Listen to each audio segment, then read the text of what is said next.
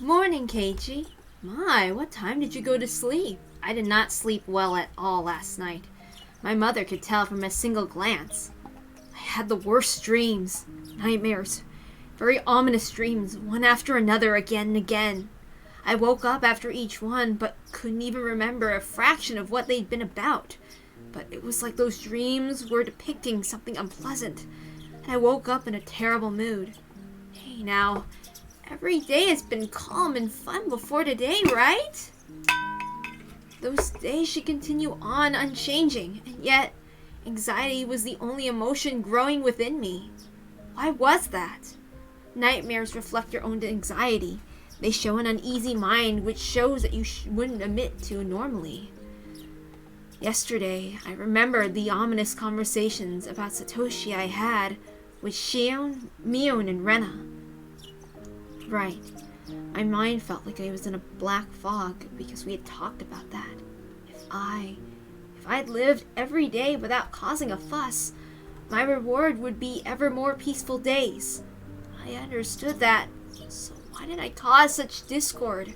But now that I thought about it calmly, a simple verbal slip on my part couldn't simply change the world. Yeah, as long as I'm sorry for doing it and never talk about doing it again, there's nothing that anyone can blame me for, right? Besides, how could my fate possibly change just because I talked about that? Nothing was going to change. Yeah, nothing would change. Nothing would change. Nothing would change. That's a creepy smile. If you're still half asleep, then go wash your face. I finally cheered up enough to smile, and Mom slapped me right back down. Now I was irritated again. There wasn't much time before I had to meet up with Rena. I frantically started to get ready to go to school.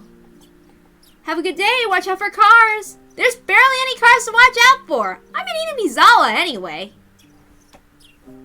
I dashed out the front door. The morning air was far more refreshing than the water on my face. That's right, my boy Keiichi. If you're sorry enough about and reflect upon your mistakes, that's enough. Now let's pull yourself together and get to school, and return to fun, enjoyable days, where everyone laughs and plays and just has a good time. I'll be nice to Satoko as an apology, too. Yeah, wasn't I supposed to be her Nini up until Satoshi got back? Good morning, Keiichi! Rena, too, looked like nothing she had said yesterday when she had said that weird stuff. If only I could forget, then I could still act like nothing had happened. So I called out to her with all the energy I could muster. Hey! Morning, Rena! Early as usual today!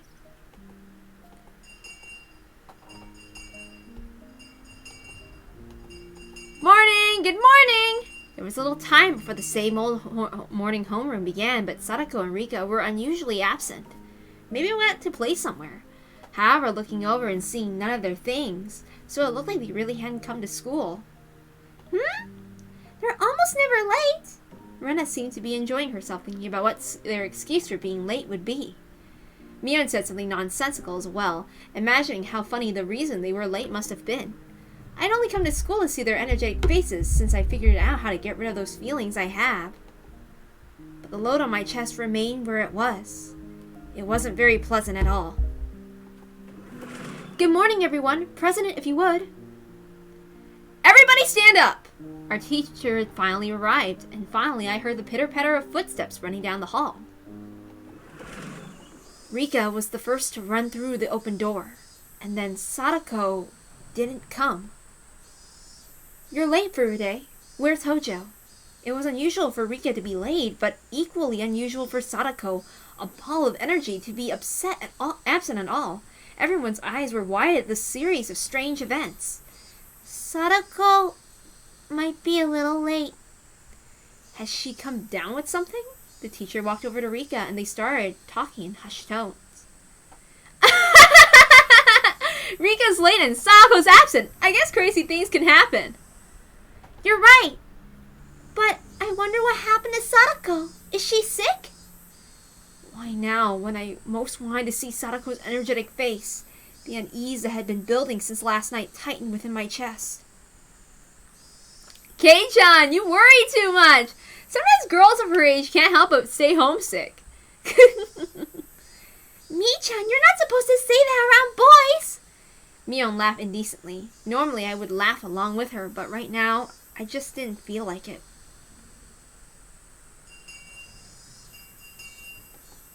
Homeroom ended. We went to talk to Rika in the short time we had before first period started. Hey Rika, you look so sad. So very sad while getting yelled at for being late. I'll make sure to pet you today. I was very aware of my gloom this morning, so I strove to keep my tone cheerful. I petted Rika's head the same way she always did, but she didn't cheer up at all. Me? What happened to Sadako? Did she get sick? For instance, she got a fever from playing around too much yesterday. If that had been her response, I would have accepted it in a flash. But the atmosphere around Rika felt somehow heavy. It was a little weird. It actually made my unease feel worse. Hey, come on! There's certain things she can't talk to boys about. Kei-chan, back to your seat! Mion, acting like a club president, pulled me back to my chair. Rika's gaze immediately fell back to her desk. She hung her head gloomily. Rika had said something odd, that Sadako might be a little bit late. They were living together, weren't they? When she would have known for sure, she couldn't have said might. I didn't understand why she was absent, and why that made me all the more anxious. Damn it, what's going on today? It's like we started off on the wrong foot, and it wasn't going to get any better. What's the matter, Keiichi? You seem pretty down this morning. Rena noticed how I looked and whispered to me, while the teacher wasn't looking. Do I really seem that way? Yeah. Even Rena's starting to feel down just by looking at you. I thought of jokingly saying, then don't look at me, but I didn't even feel like doing that. Is it something you can tell Rena? I don't know what you're worried about, but if I can help, then you can tell me, okay? I won't tease you, Rena said, looking me straight in the eye. Until yesterday, nothing strange had happened. It was a lot of fun. Huh? Rena's eyes widened for a moment, not understanding what I meant, but she remained silent and listened. It was peaceful and fun. Every day was lively. I never had any doubts. Things would stay that way forever. Yeah, you're right. Every day is fun. I'm sure today will be too. You're sure? How do you know? Well... Rena, feeling perplexed, couldn't think of something to say. I didn't blame her. What I was trying to say seemed a little confusing, even to me. When I think about it, I've been anxious lately. Like maybe, since every day is fun, one day, all of a sudden, it would get really dark like a light bulb turned off. Yeah, Rena kind of understands how you feel. Rena nodded gently.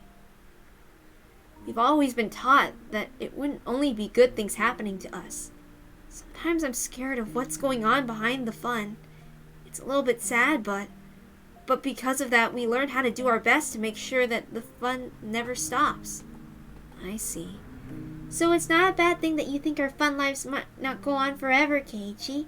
Kind of like suddenly if there was a volcanic eruption tomorrow and everyone died. I just realized I messed up and that was supposed to be Rena's line. Let's try that again. Wait, where are we?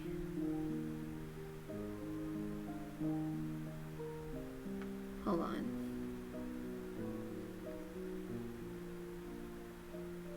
Okay, let's see. Okay.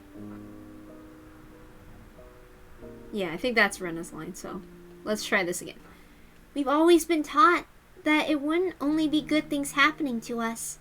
Sometimes I'm scared of what's going on behind the fun.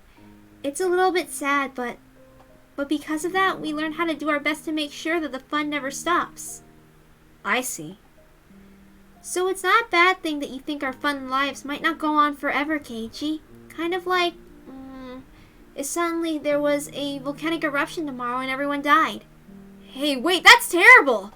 If you were the only one who survived the catastrophe, Keiichi, how would you feel? How would I imagined myself being the sole survivor in the ruins of Hinomizawa. Rubble and the bodies of friends lying in heaps at my feet. It was such an abhorrent sight.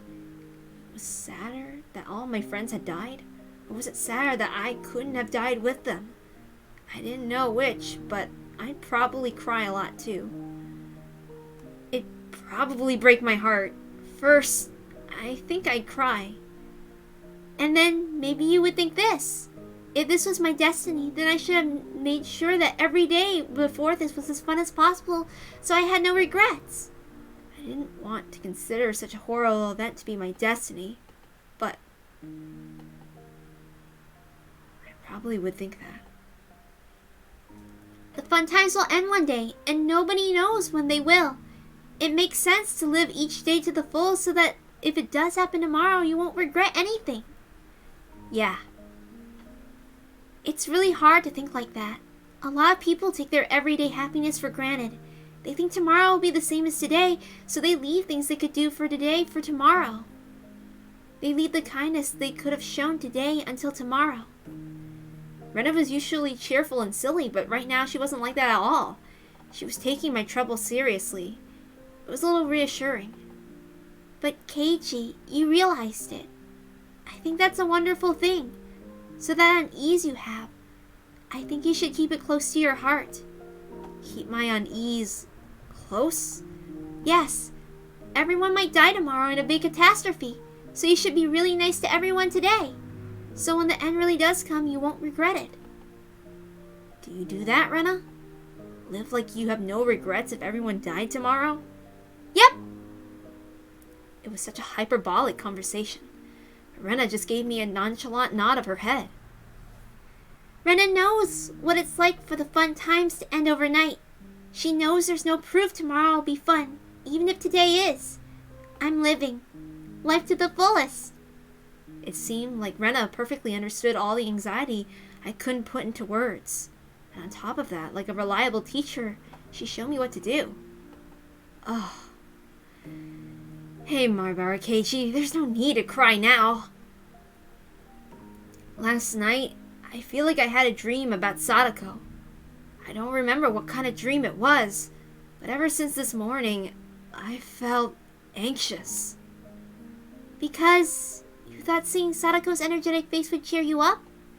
She was right on the money. If everyone had been here with smiles on their faces this morning, then the murk in my heart would have definitely been blown to smithereens. Then, if Sadako arrives, you'll have to be nice to her.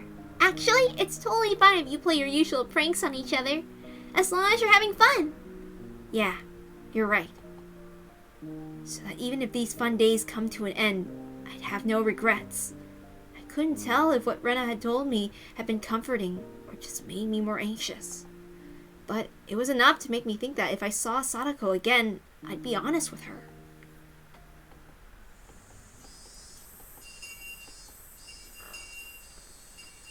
Lunchtime arrived with everyone pushing their desks together like always. Sadako wasn't here. Despite that, we had bento boxes for 5 lined up on our desks. Rika had made a bento for Sadako too. Was Sadako supposed to be here before lunch? Rika was clearly acting strangely. We were talking to her, but it felt like she was too far away to hear us. I'd never seen Rika so downcast. So the rest of us started feeling down too. Hey, Rena, I understood what she had said before pretty well. When we were together, we were supposed to have lots of fun so we wouldn't have any regrets if the world ended tomorrow. And yet, I just resolved myself to do it. Now we can't all be together. What the hell? Because it was so sudden, wasn't it? I mean, yesterday was so fun, so who could believe it will all end today? No volcanoes had erupted, and no earthquakes, and no fires had happened either. The cicadas were making the same noises they did yesterday, and the sun remained bright in the sky. It was the same normal day as always. So then, why? As I pondered, Rena's chopsticks reached in front of my face and stole the fried chicken out of my bento.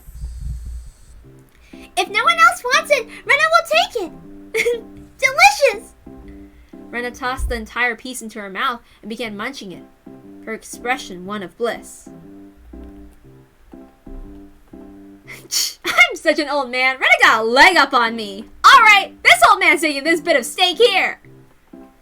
Me, all my food is gone Rika, also behind the curve, smiled again and went for someone else's bento. As I sat there, dazed at how quickly everyone had changed, Reno sent a wink over to me. Come on, Keiichi. Live life to the fullest. That way if a volcano erupts tomorrow, it'll be okay. This is serious. I'll be damned if dried plums and rice are the only thing I have left for lunch. I'm taking that meatball. I stuffed the meat in my mouth and constructed a clumsy smile. I played along as if trying to fool myself. But as I did, it rapidly became less and less of an act. Sadako still wasn't here, but at some point we'd regained our lively lunchtime. We had fun. We smiled. We fooled around. Thanks, everyone. This is definitely the best thing to do. This way when Sadako suddenly dropped by, we'd welcome her with our best smiles. The more I smiled, the more I felt the anxiety from this morning clearing away. Wasn't there a proverb that went something like, fortune comes by in a merry gait? I think so, if it's true that this old man will roll around the floor laughing 24/7. Rena thinks it's true. If you laugh every day, it'll be fun every day. Rena has a way with words. Then, should we try it out? Everyone took a deep breath and brought their faces together, locking shoulders. And then...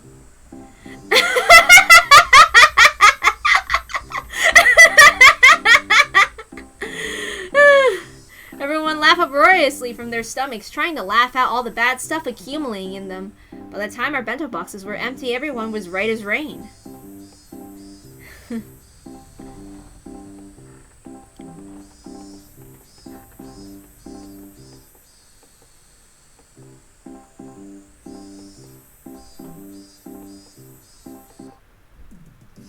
Having heard our friendly banter, Tomita and Okamura walked up and timidly spoke to us. Excuse me, Maibara? Sorry to interrupt your fun, but we need your help with something. They grinned dryly and scratched their heads. What could it be? Want to know how to remove this? Ah! No! Huh, what the hell? Actually, our ball got caught in the gutter on the second floor. We were thinking you might be able to reach it since you're tall. I see. Asking an upperclassman for help comes with its own price, you know. I'm not cheap. You can't buy me out so easily. Tomita and Okamura conversed for a short time and then gave their reply. We'll give you the right to take a nap during class, Maibara. How does that sound? What do you mean? I can sleep during class whenever I want? Why do I need your permission for it? Oh, no, you can't. The next time you take a nap, we'll tell Sensei about it. I see. How sly. You little. Where'd you learn to bargain like that? Sorry. It was just a little joke. Come on, Kei-chan. Why not just cave into your underclassmen's threats? And now Mio was getting on my nerves. Suddenly it came to me. I took Tomita and Okamura's hands. Alright, I surrender. I'll get your ball for you, so give me all the rights to nap time. Huh? Okay. Look, Mion, now I have the privilege. But you don't, do you? Tomita Okamura, tell on Mion as soon as she falls asleep. Got it? Yeah!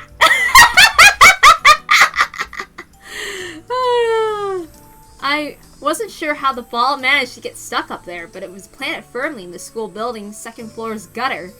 Kinda makes me think about a rooftop. Hand me that stick. I should be able to reach it. Something gassy. I'm just kidding. Here we go. Ugh. I took a bamboo pole and poked the ball with it. Damn, it's hard. Come on. Oh, you got it. You got it, Maibara. Thank you so much. The ball rolled down the gutter and fell down behind the school building. My underclassmen ran over in that direction, leaving me by myself. Mission complete, I guess. Sheesh. There's still a lot of time left until lunch break was over. Guess I should go back to the classroom. I'll absorb myself in a silly conversation for everyone and wait for the afternoon classes. Just when I thought that and turned around toward the entrance, someone suddenly called out to me. Hello there. Good day. Sorry for bothering you during your lunch break. It was a middle-aged man I didn't know. Or maybe I'd passed by him a few times and I'd seen his face, but I didn't know him. When his half-smile deepened, something within me shuddered with fear. There was no basis for that, no reason, but I shuddered. I was somewhat confused about those emotions, not quite understanding them myself. There was one thing I could say, though. Nobody but teachers and students should be at school. This person shouldn't have been here. I felt this less of a tremble and more of a sense of dread. like a brilliantly colored poisonous caterpillar, were crawling around across my forehead. A feeling of disgust that neither itchy nor gross could describe as the frizzly, dreadful hair rubbed against my brow. I didn't even want to see his face. I wanted to jump backwards and run away, an unpleasant feeling for which I didn't even know the cause. The other side of myself has nothing but questions. Hey, what are you doing? What are you disgusted by? This is the first time you've met him. This is actually the third time. It's rude to hate someone for no reason. No answers were coming. I held my silence waiting, a damp sweat running down my forehead. When he saw that, Oishi thought maybe he was being intimidated and gave me a relaxed smile. Oh, please, excuse me. I'm no one suspicious, I assure you. I'm Oishi from the Okinomiya Police Department. Wait, where did I put my card? Huh? What? This is... what? He fished through various pockets and finally found his police ID, shoved and showed it to me, grinning dryly. He may have been trying to use those clumsy-seeming actions to ease my anxiety, but I could definitely say it didn't work. Why was I this nervous? There was a reason, of course. If I wanted today to be the same as before, then today didn't need someone who hadn't been here back then. The fact that a man who wasn't here yesterday showed up today meant that today would be a different day than those before it. That would mark the end of the fun and happy days. I gulped and erased that ominous conclusion from my mind. Calm down, Maibara Keiichi. It's just an old guy who kind of looks perverted and came from the police department. What a sign that the fun times are over. He just came here because of his job. Yeah, just for his job. If he's working, then he would normally go to the teacher's lounge, right? The fact that he spoke to me, yes, it must have been to ask where it was. Are you looking for the teacher's lounge? You just have to go through the entrance and... I didn't want to look at this man for another second, so I started pushing things along. Oishi, however, didn't seem to have any interest in the teacher's lounge. Oh, no. I don't have anything to do there. Could I get you to call a friend of yours if I may be so bold? A friend? Who? A girl. Could you call Hojo Sadako for me? My consciousness grew faint. I felt like I was about to pass out. Yes, my anxiety was realized. The dreadful, disgusting caterpillar was looking at me, about to crawl into my ear. Its frizzly, dreadful hair was touching my ear cavity. That's how bad it felt. What do the police need with Sadako? No, it's nothing important. I just had 2 or 3 things to ask. I'd like it if you cooperate with me. Why? Why, of all people, was it Sadako? Why would a police officer come here in the middle of the day for something that wasn't important? This man was strange. I could smell it. It smelled bad. Just a whiff of it made me want to grimace. I knew that this man couldn't possibly be here to deliver her lost wallet or anything. I couldn't imagine what he needed from Sadako, but it had to be something unpleasant. My throat stung with burning pain, burned like a parched, creviced wasteland. The wasteland broke apart deep in my throat and brought out the words from deep in my mind. You may need something from her, but I don't think Sadako needs anything from you. Could you please leave? Oishi probably hadn't expected that reply. He stood there, surprised for a few moments. I did as well. I hadn't thought words like that would ever come out of my mouth. Things might still work out. This guy may have shown up out of the blue, but if I drove him off, maybe I could make it so it never happened. If I could do that, then I could get back the peace we had until yesterday. I could get it back. Well, you sure are strict. Are you Sadako's manager, perhaps? Can I not see her without an appointment? If you just want to talk to her, shouldn't you just call her? Barging into school in the middle of the day isn't normal. Breaking through a dam would have been the perfect analogy to use. Why didn't I like this man? This man shouldn't have been here. I needed to make it so that this man wasn't here. Childish, selfish emotions bubbled up from the depths of my mind, and they each came out of my mouth just as had been formed. Not liking the guy was my own problem, but to say things so bluntly to him, even I thought was crazy. Oh, you're the logical sort, aren't you? I'm not too good with people who talk like that. Oishi grinned, scratched his sweaty throat. Even as he feigned stupidity, I could tell he was irritated. Hey, my boy Keiichi, why am I looking for a fight with this old policeman here? It's not like he brought the gift of misfortune with him and wrapped it all up in paper, right? Right. It wasn't like he had brought a package of misfortune with him and was asking me to please sign here. Rationally speaking, I understood all that. So then, why was I so... Finally, I outlasted Oishi in our game of silence. He gave a big sigh. He then addressed a few of my female upperclassmen running around nearby. Oh, excuse me, all of you. Do you have a minute? I'd like you to call Hojo Sadako if you could. My underclassmen tried to smile and reply, but they noticed the oddly stiff air atmosphere around me and seemed hesitant to give a quick answer. Is she not here? Hojo Sadako? Hojo, she stayed home today. Stayed home? His face remained smiling, but its tone was clearly of ill humor. Such conspicuous spite caused by my underclassmen, who just answered cautiously to cringe in fear. I see. Dear me, I'm quite unlucky. He was smiling broadly, but the way he laughed didn't make me feel better at all. When he noticed his laughter wasn't getting anyone else to laugh with him, he immediately stopped. So, you girls, could you please tell me the name of this boy here? He grabbed the girls by the shoulders so they wouldn't run away and crouched down and addressed them at eye level. The girls flinched away from the sharp, piercing light in his eyes. In exchange for the release, they didn't resist and told him my name. I see. My Keiichi, is that it? He said my full name. That was all he said, and yet I couldn't help but shudder. It was like he had grabbed me by the collar just with those words. Oh, could you be the son of the Maibara family I've heard so much about? I hear your father is a renowned artist. His works go on display twice a year in the Great Ariake exhibition in Tokyo, don't they? I don't know what sort of fantastic pictures he creates, though.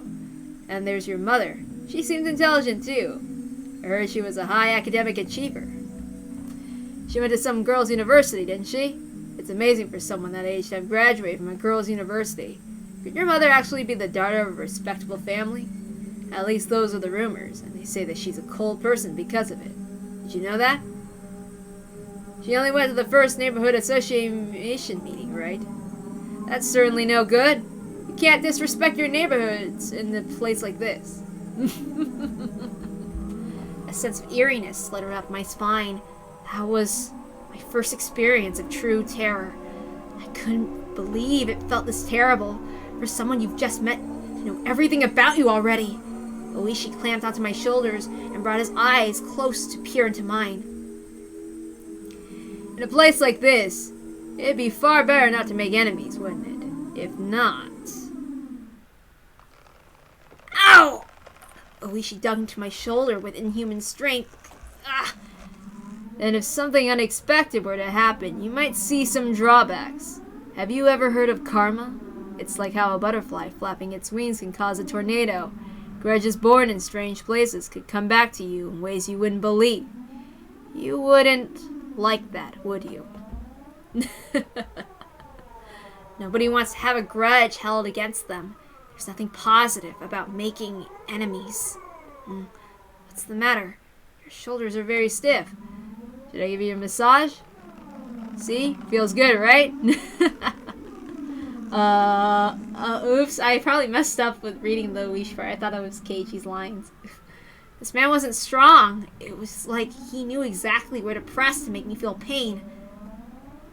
Only 4 to 5 fingers were on my shoulder, and yet the pain made me want to bend over backwards. Ugh. A few of the girls from my class were pretty shaken up, but didn't seem to want to help me. They weren't sure if they should go call the teacher. As for me, I couldn't take the time to wait until the teacher got here. It hurts. Would you mind leaving things at that? You're hurting him. Behind Oishi, someone, to my disbelief, it was Coach.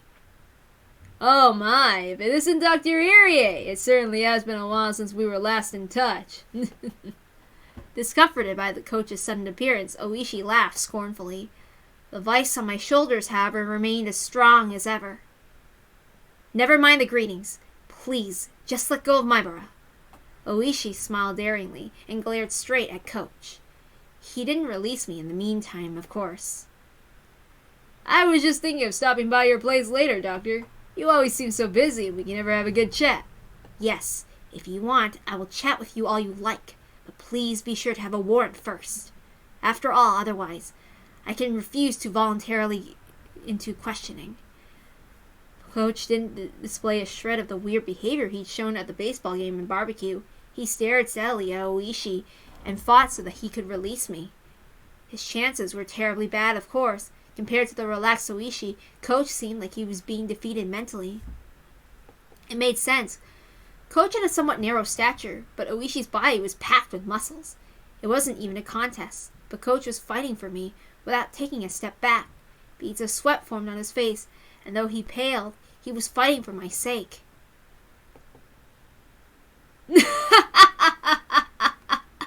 Suddenly, Oishi laughed and let go of my shoulders. My body exhausted, and I fell right into my backside. Maibara, are you alright? Ah, damn it! Ow! I rubbed my shoulders where Oishi had latched onto them.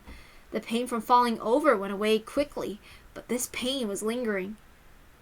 Are you alright, Maibara? This is terrible! Shit! Ow! I was just giving him a little massage.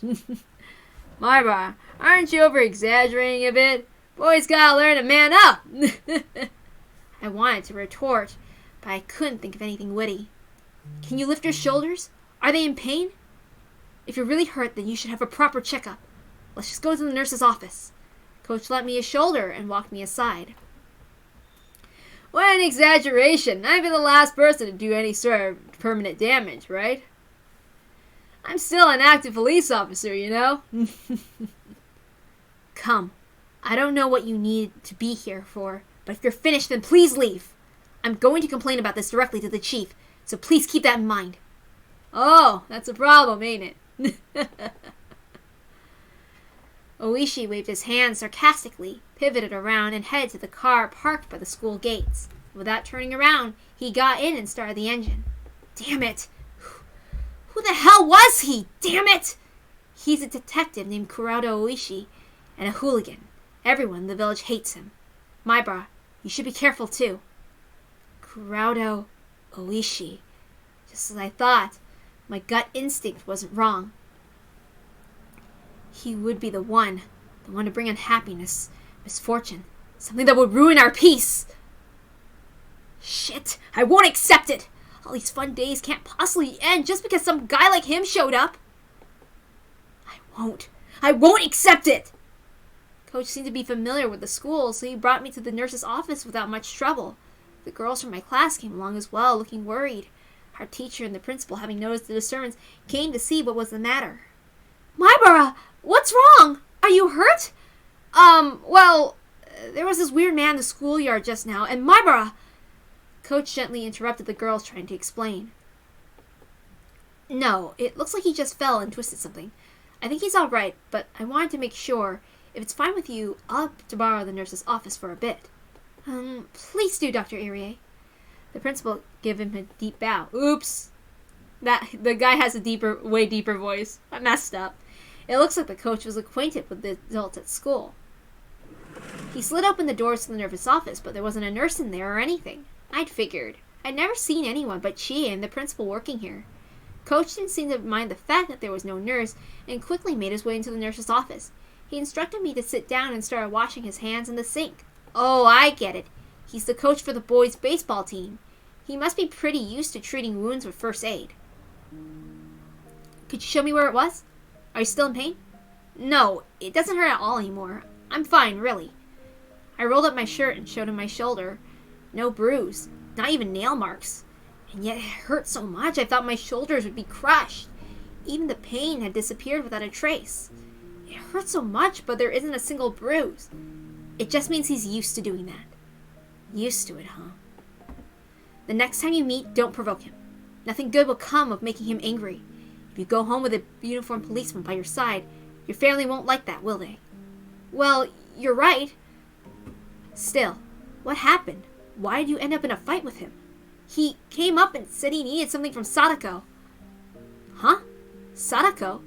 Coach's gaze lowered and his expression clouded a bit. Somehow that gesture seemed to be saying Oishi was bound to come to Sadako, and did, and that it was no laughing matter. Coach felt silent in thought. Quietly, he took a compress out of the first aid kit and put it on me. Does he still plan on clinging to Sadako? He's a persistent man, I'll give him that. Like a snake. Coach mumbled to himself. Cling? Does that mean Oishi guy goes to this Sadako's place a lot?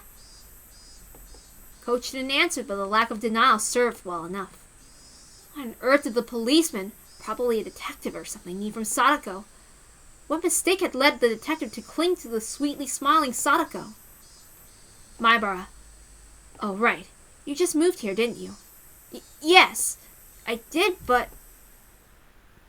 Have you heard anything about Oyashiro's curse and about Sadako? Well, I knew a few things about it, certainly. Okay, so... Excuse me. So you know. Okay. When they lost their parents, Sadako and her brother, Satoshi, were given to their uncle and wife to care for them. Oh, is that so? Their parents died in an accident, and Satoshi ran away, leaving only Sadako to start living with Rika. I'd known that much, but this is the first time I heard they'd been brought to their uncle and aunt. Their uncle was Sadako's father's younger brother. Unfortunately, neither of the couple were people deserving of respect. Coach normally picked his words politely, so when he came out and said they didn't deserve respect, it really made me wonder what kind of people they were. As soon as Sadako's parents came out in the support of the dam, their uncle and aunt took on a lot of shame in the village as well. They would have never welcomed Sadako and Satoshi. I've heard for the siblings, it was a very rough life. Bit by bit, Coach told me about the numerous agencies the Hojo siblings had suffered at their uncle's house. As their guardians. Oops, I think agonies. I think I misread that because of either the typo or something. Hold on. Agonies. Shit. No, I misread it. Sorry, my bad. As their guardians, their aunt and uncle sucked up everything belonging to their immediate family. Sadako and Satoshi were crammed into a small room. Their lives were laden with things that were miserable both for their bodies and minds. In the first place, since apparently their aunt and uncle weren't on good terms, there was no end to their fighting. And as in revenge for that, whenever they saw Sadako or Satoshi's face, they would always find fault with them, scold them, yell at them, strike at them, and take away meals as punishment. I still shudder to think about it. You've never shown any Sadako, but... Wait, oops. I still shudder to think about it. You've never known any Sadako, but the energetic and healthy one now. So you probably couldn't imagine her face being so deathly pale. A girl always standing dazed in the shade of trees. I couldn't imagine it, and I didn't want to. It was honestly how I felt. At the very least, Sadako wasn't like that anymore. She may have had a miserable life in the past, but it was different now. Something happened to change that life. Last year, on the night of the Watanagashi festival, their aunt died. She was beaten to death by a baseball bat by a drug addict. Rumors spread of the curse having been killed the enemy of the village. Okay, yes?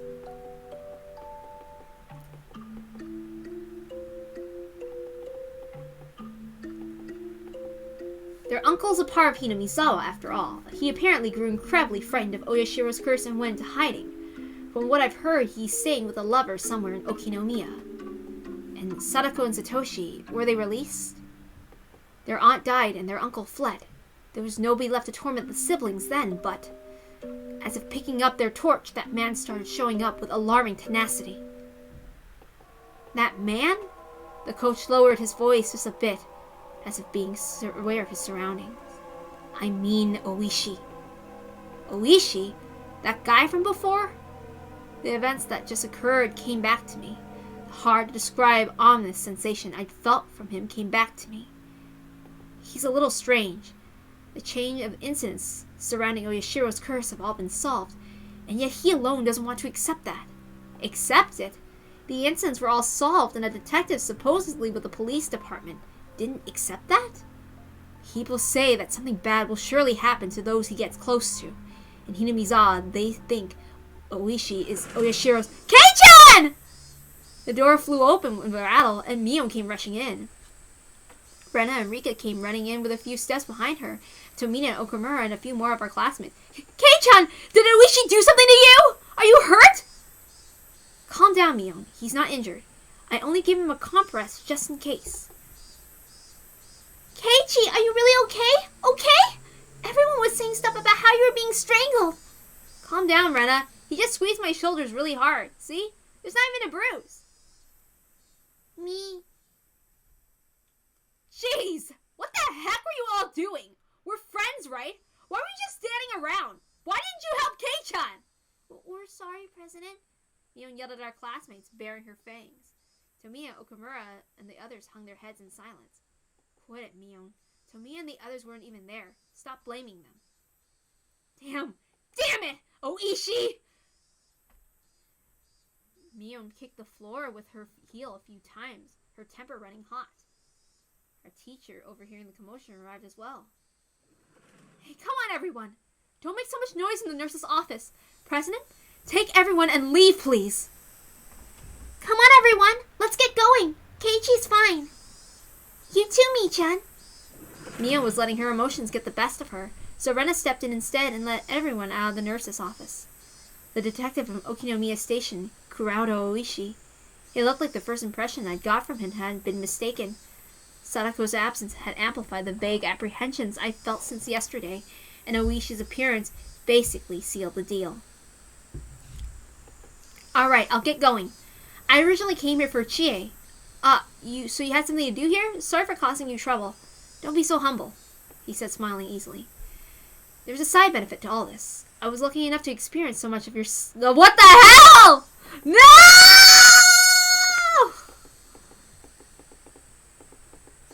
Okay.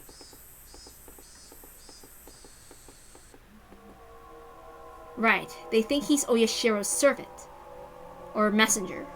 They're just bad-mouthing him, though. Do you know about the serial freak death incidents that occur in Hinamizawa every year on the night of the Watanagashi Festival, otherwise known as Oyashiro's Curse? What? Freaks' deaths? What? Okay, so we already know this. We're not explaining this. It's really boring. So, anyway, we'll read this part, though. I don't have any idea who first suggested this, but at some point everyone started calling Oishi Oyashiro's servant.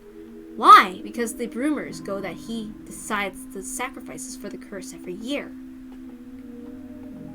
Whenever June came around, Oishi started paying various visits to Hinamizawa, because Oishi had been persistently questioning most of the dead or disappeared people. 4 years ago, it was known that the victim of the dismemberment rumored to be the sacrifice had been seeing Oishi numerous times leading up to the incident. The sacrifices 3 years ago were Satoko's parents. Okay? Right before their accidental deaths, Oishi had apparently visited their home. The one who disappeared 2 years ago was Rika's mother, and again, people that know before she vanished, Oishi had been talking to her extremely frequently. The one who disappeared last year, Satoko's older brother, Satoshi. Satoshi, too, had apparently been approached by Oishi many times before he vanished. And then this time Oishi was trying to contact Satoko. This isn't a freaking joke. They're rumors, my bro. There's just some rumors to that effect. I hadn't said that because of the rumors of Oishi being Oyashiro's servant or his contacting someone foreshadowing who'd be the sacrifice that year. It's because the ominous hatred I felt toward Oishi was becoming more substantiated, more real.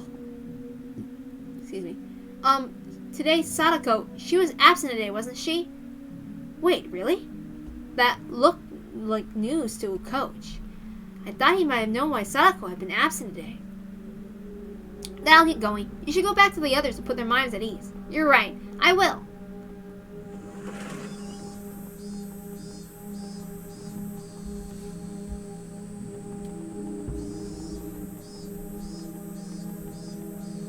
Sorry, I just tend to freak out with, like, erase things. So I can't. No. No. You received new tips, research notes, Oishi's post memo.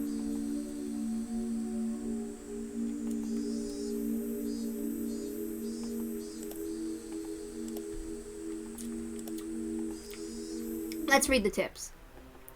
Research notes. The Hojo family.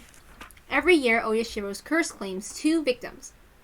This means that with 4 years in a row, there have been 8 now, but it's worthwhile to note half of them have been members of this family. Note, the curse on the second year, a certain falling accident, involved the death of Hojo, a dam proponent, and disappearance of his wife. She was pronounced dead the following year after having considered to be banished under perilous circumstances. The curse of the 4th year involving the death of the Hojo family's aunt, who was then their foster mother, and the disappearance of the elder brother. The Hojo family is a poor one. It's hard to say that Mr. Hojo's job went very well. Apparently, upon reemployment via family connections, there was a plan for them to return to the home of the mother's side of the family. For Mr. Hojo, the eviction due to the Hinamizawa Dam project, the payment of the large amount of compensation money, was essentially a windfall. Mr. Hojo aggressively accepted the Ministry of Construction's negotiations from an early stage and selected others from Hinamizawa who were also dam proponents. It was rumored he had been brought out by the Ministry of Construction for doing so, but the truth is unknown. However, the dam proponents were in the vastly outnumbered minority. In addition, as the Sonozaki family strengthened its own foundation and promised support against the dam, all the proponents, save for Mr. Hojo, switched over to the anti-dam side. At this point, Hinamizawa was completely united against the dam, and Mr. Hojo was held up to ridicule as a stooge of the dam project's proponents. He was essentially used as a scapegoat for the anti-dam coalition.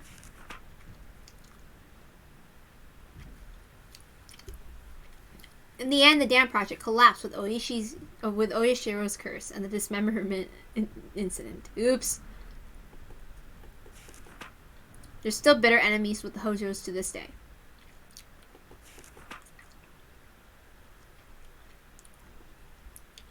Okay, so they're talking about the other family. So Junpei Hojo and Sadako Hojo. Strangely, these are the only 2 candidates left. Will this year's curse come down to the 2 of them? There's more than enough value in observing them both.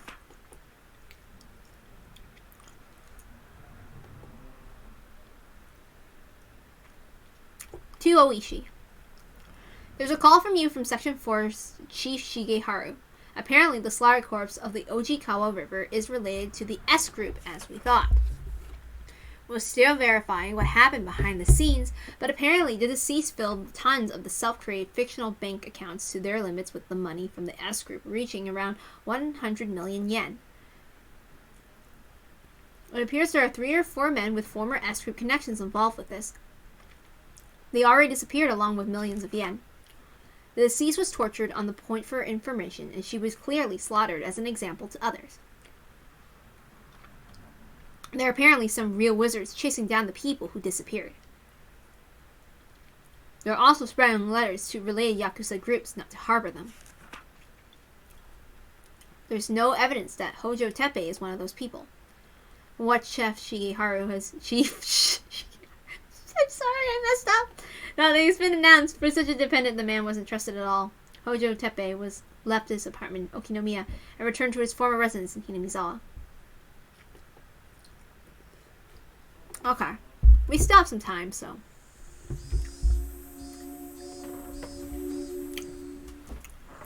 Let's continue reading. Is Hojo staying home today, too? Furude, do you know anything? The teacher's voice wasn't critical, but Rika hung her head unable to answer, and I felt really bad for her. The teacher called Rika up, and they had an exchange in hushed tones at the dais. At first, Rika said that Satoko's fever had grown worse, but everyone in class knew it was a lie. Why did they say it dies? What is that? That's confusing me. Anyway, because every day, Rika brought Satoko's bento with her. Sadako, I wonder what happened. Don't ask me. I'm the one who wants to know most of all. It was already the 3rd day since Satoko's first absence. Ever since then, I haven't felt good. Until just last Sunday, everything had been so much fun. I reached out to Sadako like a real older brother, and we spent that time quietly, but warm and comfortable. So why had it been suddenly flipped over? The more I thought about it, the more I thought that the world had taken a turn for the worse ever since Oishi arrived. Thinking on it now, maybe the strange apprehensions plaguing me the night before Oishi arrived had been a sign. Oishi Kurado? Oyashiro's servant. Shit, that's impossible. They can't decide Sadako will be the curse victim this year just because he showed up.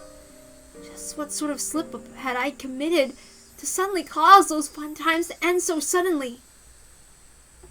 Yes, it was the day before Oishi appeared. Shion, Mion, and Rena had spoken of the curse surrounding Satoshi and his disappearance, and it was so sinister it gave me a bad premonition. Such a small thing was the slip-up that invited Oyashiro's servant? It was absurd. I kept on groaning to myself that I'd never accept it ever.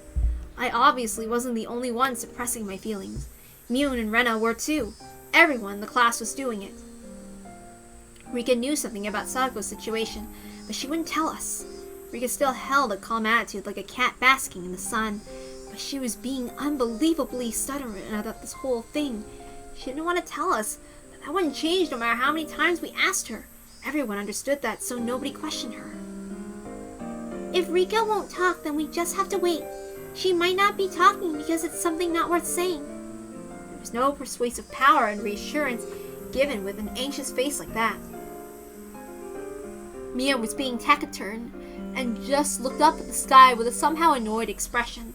I couldn't tell if she was unhappy that Rika wouldn't talk about it with her own friends, or if she was concerned over Sadako's well-being. And what about me? My anxiety was suffocating me day after day. If someone else were looking at me, then maybe I'd look annoyed like Mion did. Someone tapped my shoulder. It was Tomita and Okamura. Myra, do you have a minute? Did your ball get stuck again? You guys have to get it yourselves this time. Don't rely on the older kids for everything. I just didn't feel like going along with them, so I was a little unsympathetic with my response. We heard a little interesting rumor. A rumor? Yeah, I just thought it might have been something to do with that. A rumor? About Sadako. They hadn't said that, but it seemed unrelated. They didn't want to talk in the classroom, so they pulled me behind the school building, lending further credence to that thought. Credence. The back of the school was damp and humid like always. Students didn't like to come here because they wanted to. It might, however, have been the ideal location for trading rumors away from prying eyes. Tomita, Okamura, these rumors, they're about why Sadako's absent, right? We don't know if it has something to do with it, though. Or maybe. What on earth happened to Sadako? Is she sick? Or could she be, really sick or injured or something? No, actually, it's the opposite. I heard my grandma saying that she came to buy tofu at our shop yesterday. Oh, Tomita's family runs the tofu shop, added Okamura. She went shopping to buy some tofu? It was understandable. I was worried what grave illness or injury she had when the person herself had been out and about shopping for tofu. So, how is she? Did she look okay? Was she wearing a mask like she was getting better? Or was she using crutches, or did she have bandages on her? No, there wasn't really signs of sickness or injuries on her, but I should have felt relieved that it wasn't illness or injury, but my anxiety wasn't going away, because Tomita Okamura's expressions weren't looking any better. She apparently came by to buy one piece of soft tofu, but my grandma said it was strange. Strange? Why? What's wrong with buying soft tofu? Irritated by how roundabout they were being, I had to desperately fight my irritation from creeping into my voice. Well, Hojo and Furude live by themselves, and they don't have much money, right? So they only ever buy the cheaper, firmer kind of tofu. They never bought the soft stuff. It's the most expensive thing there. Soft or hard? They're both tofu, right? Maybe she just wanted to eat some great tofu or something. Well, maybe, but I knew how transparent I sounded right then. This wasn't anything trivial, but it was some kind of important clue. Not the cheap, firm tofu, but the expensive, soft kind. Shopping not even in the evening after school, but in the middle of the day. I couldn't figure out what those things meant. As I thought hard about it, Okamura took his turn to speak. Me next. This is just a rumor, but apparently he's back. He? Who? Who's back? Hojo's uncle. Sadako's uncle. Right, I think Coach told me about him. Their aunt and uncle had taken them in. Hojo's uncle, They say he skipped town last year because of Oyashiro's curse. He's really scary and violent like a gang member. Everything Coach told me came back in the bits and pieces. Right. Why would she be staying home from school and shopping for soft tofu in the middle of the day just because her uncle came back? My underclassmen clammed up and looked downwards. There must have been some big hint buried in there. Even if I didn't understand, if I told Mio and Rena about it, maybe they knew something. Oh, my bad, you two. You were nice enough to talk to me about it. And I started hammering you with questions. Oh, no, it's okay. Now that we know that she hasn't been in this bed the whole time gravely ill, that's worth something, right? That might be true, but it still won't make the clouds over my mind fade away. Maibara, over there! Okamura cried loudly, pointing over my shoulder behind me. Startled, I turned around, and on the way on the other side of the schoolyard, near the school gate, I saw a figure trudging forth. It's Hojo! I burst into a run faster than I could speak, so that as quickly as possible I could see with my own eyes that she was okay. Sadako! Sadako seemed to be taken aback by my shouting and running over to her. Oh, my, what is it, Keiichi? You surprised me with all the yelling and running. Stupid, enough about me already. 3 days, what happened, Sadako? I was so worried. What a worrywart. It was only 3 days. You're such a worrywart, Keiichi. From listening to her, she seemed like the normal Sadako, but I could tell she was clearly acting strangely. Her smile was somehow forlorn, and her complexion was bad for some reason. Hojo, were you alright? Were you sick or something? Tomita and Okamura both expressed their concerns. Just what happened anyway? 3 days! You know how worried I was? Oh, I do so apologize. I was just giving the house a good cleaning. We haven't used it for a rather long time, so everything was covered in dust. Huh? Sadako, what are you talking about? Why would you have to stay home from school to clean the house? Sadako didn't answer me. Instead, she passed by me and headed for the entrance. Gosh, it's nearly about lunchtime, is it not? I am just starving. It was certainly lunch break. I couldn't force her to stop after she told me she wanted lunch after she was so hungry. Well, whatever. Oops, sorry. Well, whatever. Rika's been bringing your lunch for 3 days in a row. You look like you can eat it today. Let's go to the classroom and put everybody's minds at ease. You're right. I suppose I may have caused everyone to worry. It sure is tough being popular. I put a hand on Sadako's shoulder. We ran to the classroom together. Up close, I was able to verify that Sadako looked somehow weak. All this anxiety was supposed to go away when I saw her again. That's what I thought. But now I actually started to have quite different fears. What the heck happened to Sadako? Everyone in the class was, of course, reacting the same way I had. We worried about you. I'm glad to see you well. What were you doing for 3 days? Our classmates showered her in questions. I truly do apologize for causing a fuss. As she cackled, she chowed down the bento Rika had made for her. Those in the teacher's lounge must have been informed of Sadako's arrival because our teacher sprinted in the classroom, her breathing ragged. Hojo! Oh, Sensei, I'm sorry for worrying you these 3 days.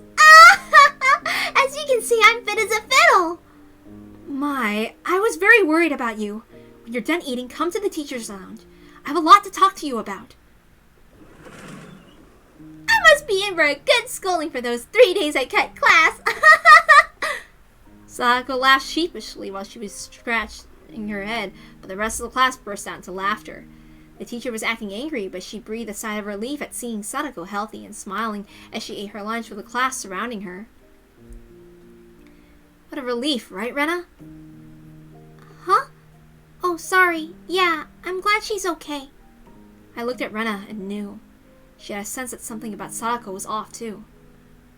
I looked to see Mio detached from the clamor as well, with a somewhat grim expression. But Rika, on the other hand, was smiling from ear to ear. She spread out the bento boxes one by one as Sadako finished them. Finally, Sadako was satisfied, and after enjoying a thorough conversation with her classmates, remembered that she'd been called to the teacher's lounge. It's such a pain, but I think she'll be angry if I don't go. I'll go with you. Sadako rises from her seat and Rika runs over to her. I do apologize, Keiichi. I'll be right back after getting scolded. Right. I mean, I could go with you too. We're all comrades in getting scolded in the teacher's lounge ever since the curry incident, right? That won't be necessary. Keiichi should mind the place while we're away. Oops. Sorry, that was Rika's line. That won't be necessary. Keiichi should mind the place while we're away. Rika's words were gentle, but the firm rejection was clear in her eyes. The two of them exited into the hallway, walking shoulder to shoulder. After seeing them all, the class breathed a collective sigh of relief, broke apart, and went back to their usual lunch break banter. We, however, couldn't go back to how we usually were. Not I, not Mion, and of course not Rena. They stared at the classroom exit. Sadako and Rika had left, though their expressions a little distant and grim. We're all friends, isn't that right? I blurted out something strange, so Mion and Rena turned around with dubious expressions. I won't keep anything from my friends, so I'll tell you what I heard a little while ago. I told them about the stories I heard from Tomita and Okamura about the tofu shop and how Satoko's uncle had apparently come back, all at once without letting them speak. And that's all I know. So if either of you knows anything, please say so. I've said everything I can. I ended my sentence firmly and looked into Mion and Rena's eyes in return. Rena stared right back at me. Her eyes didn't falter, without even opening her mouth, so I could tell she wasn't hiding anything. Our gazes turned to Mion. It's not like I was trying to keep it a secret or anything. Mion couldn't seem to endure our silent gazes and started to talk timidly, as if she was guilty of something. It's just, now that you've said something, Kei-chan, I guess I have to talk about it. Mi-chan, you know something? Well, I mean, I knew from the first day that Satoko's uncle had come home that he just randomly showed up in Hinamizawa last Sunday. Why didn't you tell us that? I'm sorry. My angry shout caused Mion to flinch away, look down, and hang her head uncomfortably. Keiichi, it's nothing to get angry about. You're scaring Mi-chan. Huh? Oh, sorry I shouted at you. I lowered my head in apology. Mion accepted it, collected herself, and continued. According to her, her uncle's relationship with his lover, whom he had been in Okinomiya, had collapsed. Without anywhere to go, he went back home to Hinamizawa, and on that Sunday, the day of the barbecue, her uncle ran to Sadako and brought her back to the house. Why did he bring her with him? Because he's a good-for-nothing parasite. He can't even cook by himself, much less do any cleaning. But that's... He brought Sadako back to her to cook and clean. I remember that's what she said. She'd been cleaning the house when I met her back at the school gate. A moment later, the pieces fell into place into the jigsaw puzzle of unease. And as for what the puzzle depicted when I saw it from afar, I could see the answer clearly. Sadako was locked up at home and tormented into doing the housework. Those are the rumors. If you knew that, why didn't you speak up? I nearly yelled that at Mion, but hastily stopped myself. Mi-chan, is that true? I haven't seen it myself, so I don't know if it's true or not. Mion looked down again and, staring at the floor, grew quiet. Just like last year? Like when they lived with their mean uncle and his wife? But this uncle is completely helpless when it comes to housework, right? If Satoko's that important, then there wouldn't be any reason to torment her, wouldn't there? Keiichi, I don't know what grounds you have for saying that, but you shouldn't be so irresponsible. Rena clearly and directly got mad at me. You don't know how much about this, so don't talk as though you do. Yes, that's clearly what she meant. Fine, then do you know something, Rena? I don't know anything either. I didn't know her uncle had come to take her to the house until hearing it just now, but the situation is different from a year ago. The situation is different? What does that mean? Satoshi isn't here. Satoshi really cared about his little sister. He always stuck up for her. He was her shield, so that she would be affected just a little less by their mean aunt and uncle's fighting. The mean uncle and Sadako are the only ones living there now. Can't you imagine how stifling that must be, Keiichi? He only even came back because he broke up with the woman he was staying with. Do you think a person who came back for such an unpleasant reason would be able to treat Sadako kindly? She was right. It wasn't easy for me to imagine Sadako not being tormented. Sorry. Oh, no, I'm sorry too. I sounded like I was interrogating you, didn't I? An awkward atmosphere floated among us. The three of us remained silent and just stared at the floor.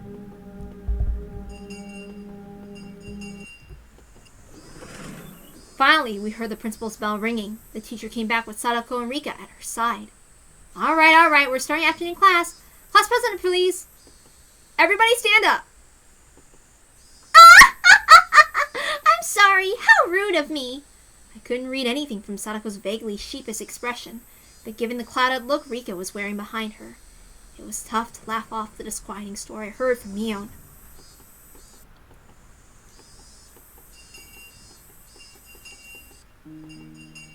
Alright, first time in a while everyone's been here. Let's all have a roaring good time with the whole club. Yeah, perfect. Indeed, in times like these, the best thing to do is obviously get rowdy and scheme against one another in a club activity. Just what I was waiting for. Hey, Sadako, let's play. There was that game you liked, wasn't there? What was it again? It doesn't matter which. Tell me. Mio laughed happily, took a bunch of games out of the club locker, and lined them up on the desks. I think that was the first time Mio ever let someone decide the game for her. I could tell she was being especially considerate to Sadako. Thinking about whatever her circumstances, if we could just enjoy our time together as a group, that might be some comfort, some diversion. Sadako seemed to understand her feelings too and smiled vaguely, though pleased, but her head slowly moved from side to side. I'm very grateful, but your feelings are enough. There are many things I need to do, so... Even Rika hung her head in remorse. Hey, whoa! Seriously? All the club members are here for once, and we're not playing anything? Desertion in the face of enemy. What was the punishment game for it? What part of the club constitution was that in?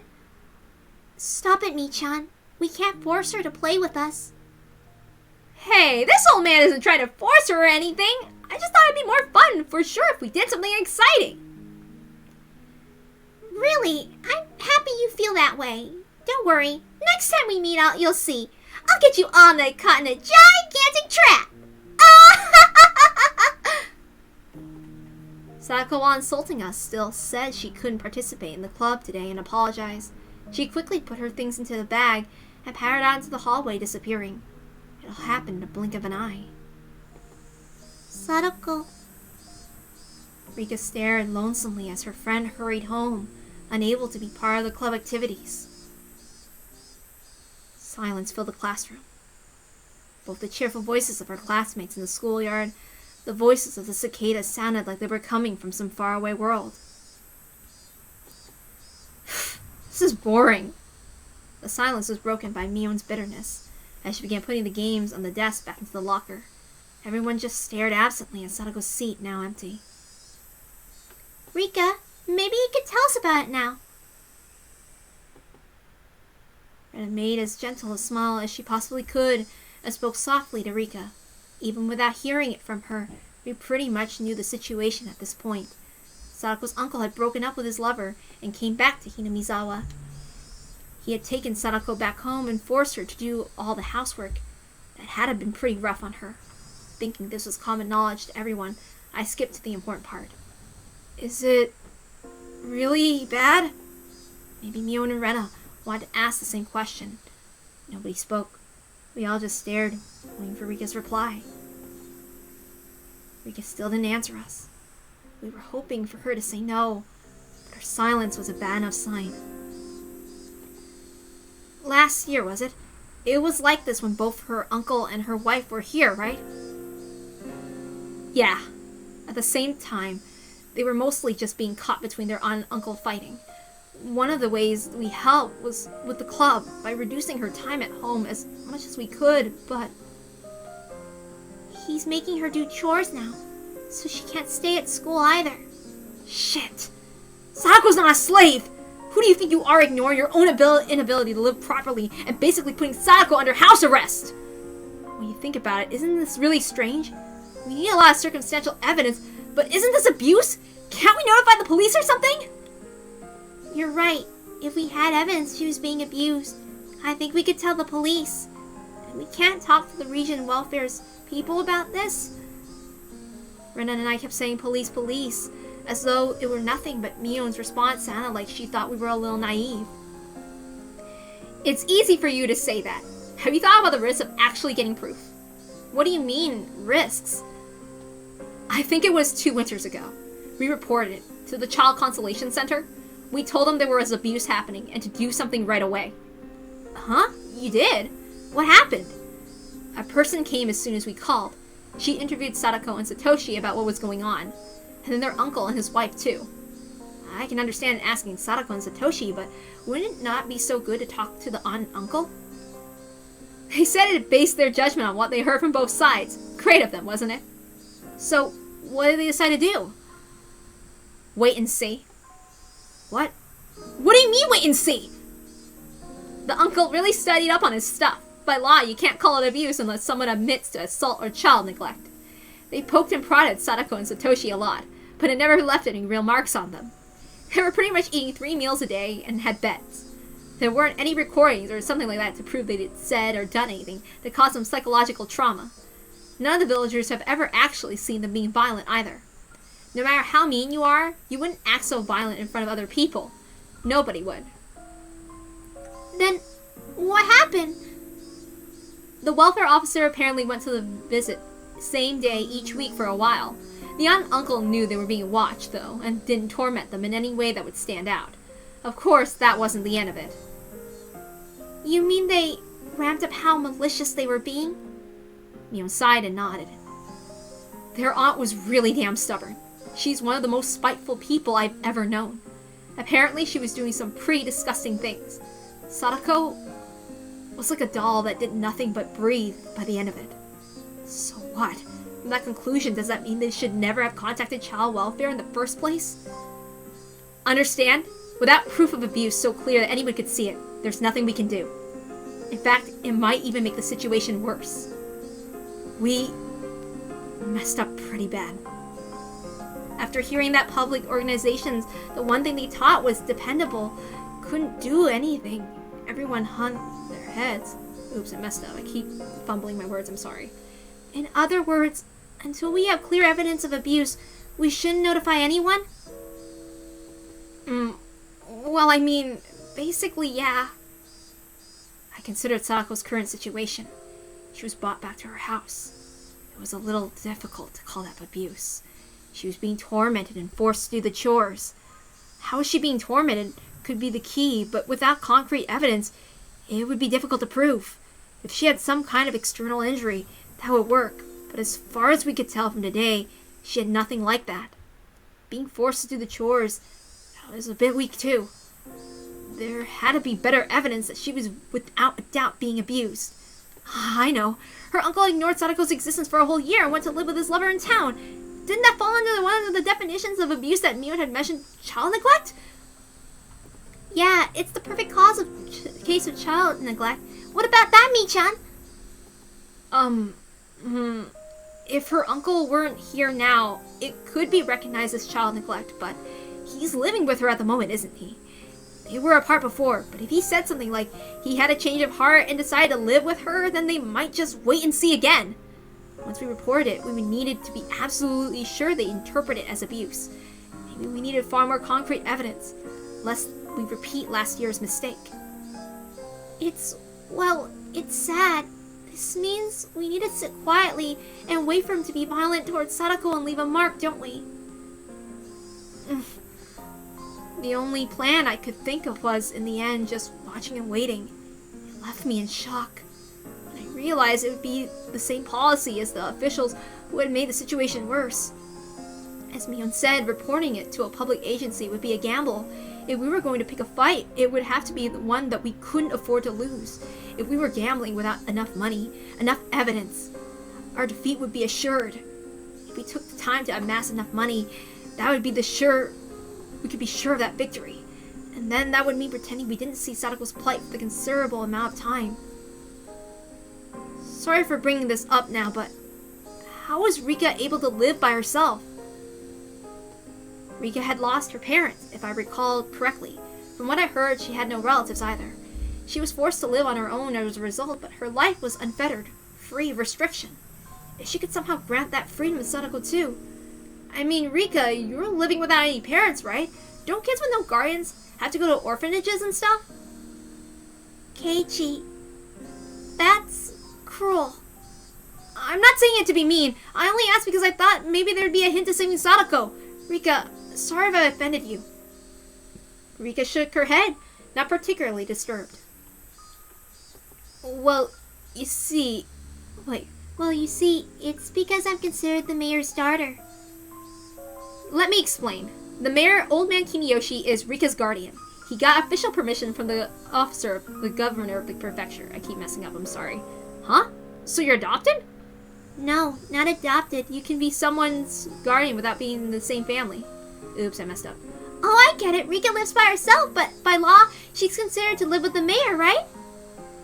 Yeah, basically. That's how Rika avoids being sent to an orphanage. Actually, it would be Child and Family Services, not an orphanage. I don't understand the hard things, but anyway, she's right. Interesting. You should say that, Mion. You can be someone's guardian even if they're in another family? Then shouldn't we have the mayor or someone else become Sadako's guardian if only on paper? Then she'd be in the same position as Rika. She could go back to her old life. Too bad it won't work. I mean, her uncle is supposedly her guardian. Wait a minute. You lost me there. What's a guardian exactly anyway? In legal terms, a guardian and a parent weren't necessary synonyms, so whoever was actually looking after her at home would be considered her guardian. Then her uncle isn't her guardian. He left Sadako by herself for so long! But if he insists he's her guardian, then that's it. It's been a few days since Sadako was taken back to her house. Her uncle's been paying her meals since then, right? He's sort of looking after her, so he'd probably insist. And even though he abandoned her for a year, he's already looked after her for the whole year before that. But the mayor doesn't have that kind of history. So then, if both the mean uncle and the mayor requested guardianship at the same time, the uncle wouldn't make more sense? No, but he'd have a better chance. The term guardian refers to a person actually caring for her, right? The uncle actually has a bed and food for her, but the mayor, which just has his name, it wouldn't even be a contest. Then shouldn't the mayor just start caring for her for real? He'd be her guardian in name and in reality if he did. We just need to shelter Sadako. That might lead to her uncle being desperate to take her back, but we'll stubbornly refuse him. It won't be that easy. Sadako's a growing girl, you know. It's not like giving someone a cat. You're asking him to take care of for a real person. Then Coach, what about Coach? Coach, I don't know, he's got a lot of money, right? He even said it himself. Even if he's not her real father, Coach could become her guardian. He'd be great at taking care of her. Stop that. Stop thinking of Sadako like a pet. All you're doing is talking about pushing her onto someone else. You need to think more seriously about taking responsibility of how much it is to take care of a human being. Did you ask him? Did you get an actual promise that he'd take care of Sadako under his care? No, I didn't, but Coach would definitely say yes. Ha! Well, fine. Even considering the zero probability of Coach saying it was okay, then what? It still wouldn't work. He couldn't become a guardian all by himself. That's right. Coach, didn't he say it himself? He was alone, so he couldn't do it. Shit! What the hell? Why is being single such a disadvantage in this society? Then all you can do is marry into a wealthy family, couldn't you? Is there anyone that wealthy in Hinamizawa? I'm not sure. See? It's not that simple. It's hard to adopt someone, and you can't go into thinking they'll push Sadako into someone else just for a little while. You're being naive, Kei-chan. Shit, damn it, what the hell? I'm desperately thinking of how to save Sadako, and all you're saying is no! Don't you care about Sadako at all? Are you even worried about our friend one bit? What do you have to say for yourself? I didn't mean that, but it just won't be that easy, and it's not that difficult of a problem. We just need to have some rich people look after Sadako for a while, that's all. Right, what about your family, Mion? You always brag about how great it is being one of the 3 families or whatever, don't you? But what you've said, you live in a gigantic house. My house? No, that won't happen. My grandma would never allow it. What about your relatives in Okinomiya? From what I've heard, they're just living in luxury themselves. There's plenty of shops for relatives managing shop too. Your family's basically millionaires, aren't they? No, that won't work. Going to Okinomiya is even more out of the question. My father, he never let it happen, ever. Hey. Normally you act like you're some high and mighty bigwig, and now you're being all spineless. What the hell? Are you just gonna sit by and watch Sadako suffer? No, I don't, but... I mean, I want to help her as much as you, but... That's a different story. How is it a different story? How can you be so cold-hearted? Your friend's in trouble. Where are you if you don't rescue her? You're our president, our club president. Save her! Save her from this crisis! If you don't save her right now, you're not her friend. You're not even human. I don't know if you have any humanity left in you. Are you listening to me, Mion?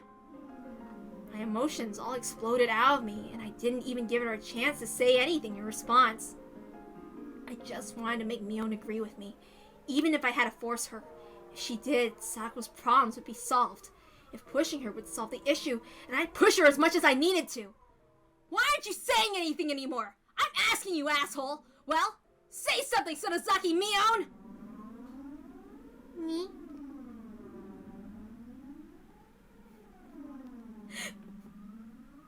Mion, looking down with a grim face, began sobbing. Her hands were clenched into trembling fists. She rubbed her eyes to rub away the tears. Was what I said actually that mean?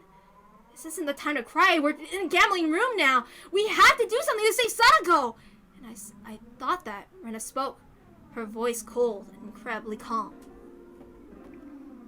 Keiichi, if Michan's family won't work, then what if we look for another wealthy family? I know someone in Hinamizawa who lives in a nice big house. Who's that? Oh, come on. You've got a splendid family and you're leaving it out of things? My family? My family is... Your friends, right? Save her, Keiichi. Michan is cold-hearted after all. Since you're so considerate toward friends, you should lead by example. Just the three of you are living in that huge house, right? Then you've probably got plenty of spare rooms. You just give a few of the empty ones to Sadako, and then her worries would be all over. What's this? We're done already? That was pretty quick. Okay, great. Congratulations on solving the problem. Then are we done for today? I'm going home. Hooray! Maybe I'll go treasure hunting, because I haven't done that in a while. I was so worried about Sadako until now, I didn't feel like going to play at all. I wonder I'll have fun today. Say something, will you? Why am I the only one talking? Say something, you bastard! Are you listening, my brother Keiichi? Even the cicadas seemed to cower in fear. Rena, her shoulders bobbing up and down, and me, who'd forgotten to breathe. Mion, whose face had gone completely pale, and Rika, who was keeping silent as if nothing had happened. The atmosphere in the classroom grew tight and stiff. It petrified us where we stood. The sound of the chair as Rena sat back down after having stood up finally allowed everyone present to take a breath. Rena had shown me how much I hurt Mion. Rena's scary. After a few moments, Rika had cut into the frozen air. Yeah, I'm sorry, Rika. Michan, I'm sorry to you too. I don't have to apologize to you, do I, Keiichi? Yeah, I'm sorry. I'm so sorry for being unreasonable. Were you saying all that to me before? You said it while glaring at Michan, so I totally thought you were talking to her. Rena had such strength that you wouldn't have imagined it normally. All I did was spout terrible things as a wave of violent fury passed over me. I couldn't contend with her. Mion, I'm sorry. I lost my cool. Come to think of it, I didn't understand what had gotten me that riled up. I thought of myself as Sadako's Nini, so I only had good intentions. That I think about it a little harder than everyone else, and yet... It's okay. You were worrying with everything you had, but all I was saying is that nothing would work. So I'm sorry. I did something wrong, too. Mion wiped away the tears at the corners of her eyes with her fists and apologized as well. We bowed our heads to each other and looked down without glancing at another. Someone, I don't know who, heaved a sigh. Sadako being tormented had been known about since last year. How had the tragedy back then saved Sadako? How had they brought it to an end? Right. In the end, nobody could do anything. All they could do was to bear it patiently and wait for those agonizing days to end. That's right. The one who brought an end to those terrible days was some crazy drug addict nobody knew. On the night of Watanagashi last year, their mean aunt had been beaten to death, but it hadn't been done to save Sadako or Satoshi. Right. It really was just a coincidence. Sadako's friends who needed to do something for her most of all could do nothing. The incidents may have been a tragic one, but from Sadako's viewpoint, it was nothing less than a miracle. Yes, a miracle. A miracle one could only wait for. Is waiting all we can do? Not for evidence of abuse, not for something that minor. Huh? Wait, for what? A miracle. No one made fun of me for using such a crazy word. We couldn't come up with any solutions, so it was the only thing we could do. We're powerless. That one word Mion dropped was the finishing blow. It was hot. My body was sticky with sweat. The worst month, June.